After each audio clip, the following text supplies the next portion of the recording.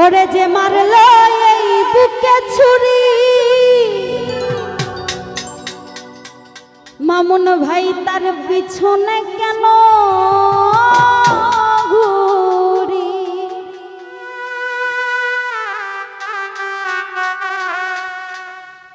আমি নিজের কপালে নিজে পুরি, কাউরে দোষী নাই আমি।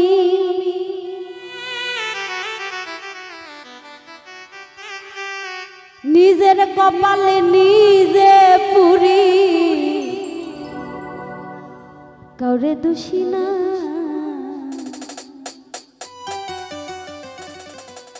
আমি যে কোন পদের মানুষ নিজেই জানি না। আসলে দেখবেন, যে ব্যক্তিটা আপনাকে বেশি আঘাত করে, বেশি কষ্ট দেয়, বেশি অপমান করে, সেই ব্যক্তিটার পিছনেই এই মন বারবার যেতে চায়, চলতে চায়। অপমান অপদস্থ এগুলো কিছুই বুঝে না, সেই ব্যক্তিটারই মুখ দেখতে চায় এবং সেই ব্যক্তিটার কাছেই যেতে চায়। সে যতই খারাপ হোক না কেন, সে তো ভালোবাসার মানুষ, তাই না? যদি সামনে থেকে পিছন দিক দিয়ে ছুরি মেরে সামনে এসে মুচকি হাসি দেয়, তাও ভালো লাগে। তো জেনে বুঝে যে বিষ পান করে, সেই নিজেকে একা প্রশ্ন করে যে আমি যে কোন পদের মানুষ আমি নিজেই জানি না। কারণ আমি জানি ওই ব্যক্তিটা আমাকে কষ্ট দিচ্ছে, তারপরেও আমি সেই ব্যক্তির কাছেই যাই, তাহলে তো আমি মানুষ হইলাম না। যে মারলো এই বুকে ছুরি, তার পিছনে কেন ঘুরি?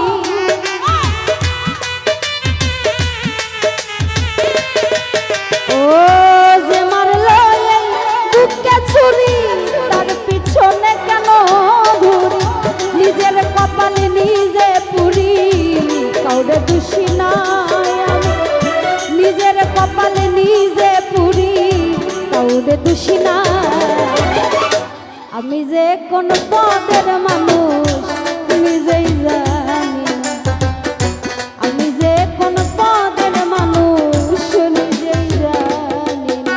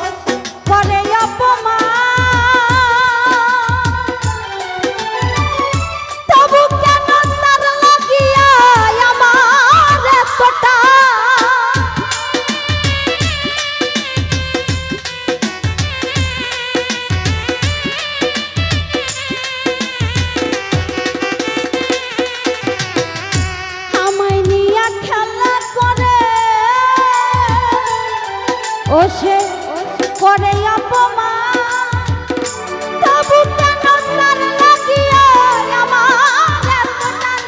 আমি ভালোবাসার নমুনা তার ভিতরে দেখি না।